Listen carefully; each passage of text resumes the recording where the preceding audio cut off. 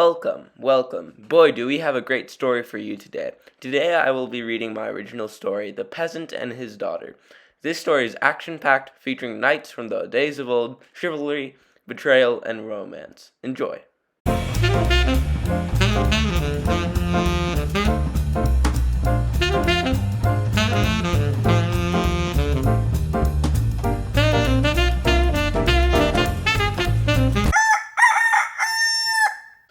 Ralph Walter was not a rich man. He had a large, rounded belly that poked out from under his shirt whenever he turned too quickly. Both the hair on his head and the skin on his hands looked ancient, despite only being around 30 years old. He considered himself fortunate enough to have one daughter, although his wife died giving birth to her. Ralph was a farmer, like his father before him, and like his grandfather, and so on. Due to the drought and the widespread famine occurring in Harperstone, money and food was hard to come by. The local kings had been warring and had requested foot soldiers to aid them, so even if Ralph's farm produced any food, there would be no one left to buy it. Ralph had often dreamt of joining the royal army and reaping the handsome rewards that came with it, but he would and could never leave his daughter, who he loved with all of his heart. After another unsuccessful day of farming, Ralph went to the dinner table, realizing that there was not nearly enough food for his daughter, Ella, and himself. Ensuring that his daughter would eat, he gave his portion of his omelet to his daughter, claiming that he was going to leave and eat his favorite food. Ralph went to the horse stall and grabbed a handful of dry oats and walked in a slow pace back to his dwelling, pausing briefly to adjust the bandage around his knee. He then combined the oats with a glass of murky water and placed it in an old rusty bowl in front of himself. Grabbing the worn second-hand spoon, Ralph swallowed down the rancid mush with as much composure as he could muster. Ralph ate the gruel day after day for years, as Ella was slowly growing into a woman. The few remaining townsfolk, mostly widows, boozers, and children, all remarked how Ella was the most beautiful woman that anyone had ever seen or envisioned. The village's merriment traveled far in such a bleak world, and, in only a few days, both kings had received word of a beautiful nymph who had surely come from the gods as a message of an approaching victory for her kingdom. The kings, who were both interested in who this angel paid homage to, sent their eldest sons to discover where her alliances lie. The first son, representing his father, King Windleham, arrived on a stormy, melancholy night. Seeking a lit house, the young prince approached the door and had demanded to be let in, under orders of the king. The door creaked open and inside revealed a run-down tavern. The prince, Sir William, approached the keeper, laying a sack of gold on the counter, demanding for his best ale. The barkeep, who had not seen such a large sum of money for a very long time, quickly rushed to get the portly boy the best drink that he could muster. As the barmaid was rummaging in the back, a group of poor farmers entered the tavern, whispering tales of Ella's beauty. Remembering his commission, the young Windleham approached the drunk men, laying another bag of gold on the table, offering it in its entirety to the man who told them how to find this girl. All of the men, quickly clambering to their senses, informed the prince that Ella lived with her old father in a weary shack in the northern part of town, near the river. After receiving the information, William sat back down in his seat, figuring that he could wait until the morning after the storm to meet the girl. The prince then proceeded to get blind drunk and pass out at his table. The second prince arrived by a new sailboat, designed by the best boat makers in this part of the world, which had been destroyed in the unexpected storm. The prince wore peasant clothes, and they were more comfortable, and could potentially act as camouflage in a land of potential enemies. Gravely injured, James had limped to the nearest house and collapsed at its doorstep. The kindly old men who lived within the house scooped up the brazen young boy and had brought him up to his attic, stuffed with old hay. The wet hay released a sweet petrol that ushered sweet dreams into the mind of the sleeping prince. Ella, who had been greatly concerned with the young stranger brought within her home, ran to fetch a nurse at the turn of the morning. William, who had just woken from a crazed and demented night, happened to look out the small window at a beautiful lass sprinting down the streets. Gathering his belongings, William left the tavern in hopes to follow the woman and potentially swoon her. By now, partially from the previous night, Sir William had completely forgotten about his orders from his fathers, and had regressed to do what he usually did, chase tail. "Where are you going on such a fine day?" asked William, to the clearly lapsed maiden. Despite her quaint beauty, radiating from her ever so lovely face, the girl was obviously in great coil. The testy woman quickly blurted, "I need a doctor. Someone at my house is gravely ill." The zany prince, never one to miss an opportunity, assured the madame that he was a doctor. Although the woman initially seemed hesitant, noting the man's wealthy clothes and round belly, she assumed that he had just been a doctor from out of town. William, who had been disgusted by the old house, slowly walked to the attic, making sure to get no mud on his boots. Once he reached the crawl space, he was amazed to see his greatest enemy lying on a bed of hay. Reaching for his dagger, William was prepared to kill the hare and destroy his nemesis when Ella had walked into the room.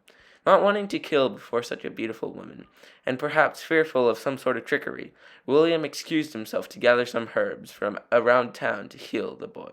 He mentioned that the bandage, which had been applied by Ralph the night before, would be more than enough for the next few days, and by then he would have returned with the herbs. William figured that in a few days, before his enemy was fully healed, he would return to exact his vengeance. Ella, noticing the stranger was starting to wake, ran to the side of the boy as the doctor was leaving. Picking up a cool wet rag, Ella gently placed it on the man's forehead and started to tend to the boy's loose bandages. When James awoke, his vision was blurry, but he could see an angel healing his wounds. Angel, beautiful angel, have I gone mad? An absolute guardian like you would never deserve to be with me. You emboss my heart with your honest nature. Why, brave madam, thank you for your compliments. But I am no angel. I'm the daughter of a poor, grieving father. The prince rambled back. How could anyone grieve in the presence of your beauty? Here I lie at Hades' doors, but your smile has brought me back. Maybe so, kind peasant, but I have never known my father to be, not to be irritable. Rest now. I will get my father to come and check on your wounds. Farewell, sweet dream. Let me awaken to my dark reality, mumbled the drowsy prince. The frigid waters of the river revitalized William. Alone with his thoughts, William soon came to remember his mission from his father. William was able to get a room at the nearby tavern, where he had slept the night before. The prince, remembering that the maiden's house was near the river, left the easing river to begin his quest. He went door to door, asking for a beautiful woman, and the neighbors, influenced by a handful of gold and thinking that the clearly wealthy boy was a possible suitor for Ella, quickly led the young Windleham to the correct house. Once at the house, William instantly recognized the humbled abode, and the pieces came together. King Richard must have also sent his eldest son, James, to the village with a similar goal in mind. The young girl that he had seen earlier that day must have been the angel his father had first talked about. After all, she was very attractive. But there was still so much that did not make sense. Why was his enemy already injured?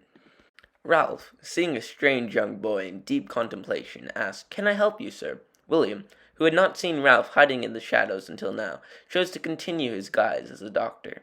"Yes, I am the doctor your daughter requested. It would be much help if you could answer some questions." Ralph wiped his nose on his ragged sleeve and worriedly responded, "Sure, anything I can do to help." "What is your relationship with the boy? How did you come by him?" asked William. Ralph, who was now in deep concentration, remembered. "I just found him bleeding on my doorstep. Must have been an accident or something. He hasn't yet told us much of anything of value." William, who had now completed a mental picture of the entire preceding events, thanked the good villain. A month had passed, and neither king had received word from either of their sons. Although their location, or presumed location, was known, a snowstorm made any attempt to reach them by wagon or horse impossible. Traveling by boat was tried, but as an impossible feat of nature, the once gushing river had frozen solid. However, the bitter cold had not stopped the bitter war. Casualties were mounting on both sides, and with their leading general missing, both armies were in disarray. King Richard's army, who had much more relied on their general, had split up into splinter factions. Groups of armed, starving, and freezing men had turned the countryside into a war zone filled with violence. Ella's village, being completely blocked off, was one of the few villages not yet to see violence. Nevertheless, the previously kindly people of the town were growing more deranged and demented with the increasing lack of food and dislocation from the outside. Luckily, Ralph's harvest had turned a great profit before the blizzard. As one of the last well-to-do men left in his village, Ralph was even able to purchase a small castle just at the border of the town for his daughter, himself, and a mysterious stranger. The bizarre boy, who Ralph now loved like a son, had refused to tell us his name or anything about his past. He just assured Ralph that he was neither a dangerous man nor a criminal. Due to the lack of information, Ralph just called him Boren, the potential name Ella could have had if she had been a boy. Boren was a strong, strapping boy, so it made sense when Ella accepted his proposal a month and a half after their first snow. With Ralph's full blessing, Ella had been married on a quiet night in January, surrounded by the glistening stars. The prince, who had been troubled with responsibility his entire life, had finally found what he had always been searching for. Alone, dancing with his angel on his fateful night, Boren was at peace. Boren leaned into Ella's ear and promised, "I will always be with you," knowing full well that this would be the death of Prince James Richard, heir to the throne. This night, James had died in that boat crash, and Boren was reborn. William had also been very busy over the course of the 2 months. He was able to slowly turn the entire village against Ella and her family. It was initially hard work, but day by day it was getting substantially easier.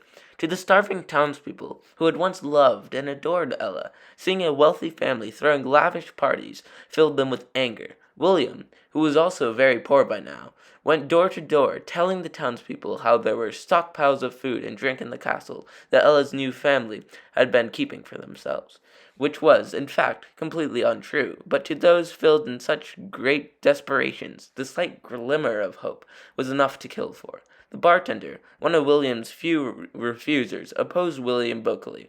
Initially, the tavern owner was able to sway some of his friends and family of the insanity of William's claims, going to the village square in protest every day. Eventually, William had too much power, enough power that he didn't have to deal with any opposition. Perhaps it was a claim that the barkeeper was hiding food. Maybe someone thought he had some booze, or maybe it had just been a simple order.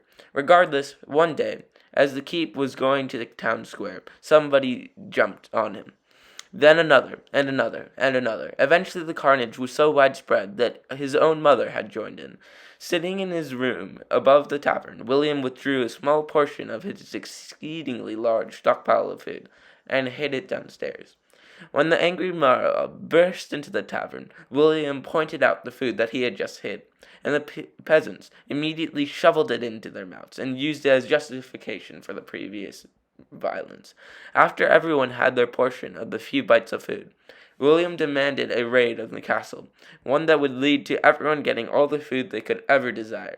As the mob ran towards the small castle, William strolled next to the murdered barkeep, stopped, bent down, and spat on the unrecognizable face, which had been severed off the rest of the body.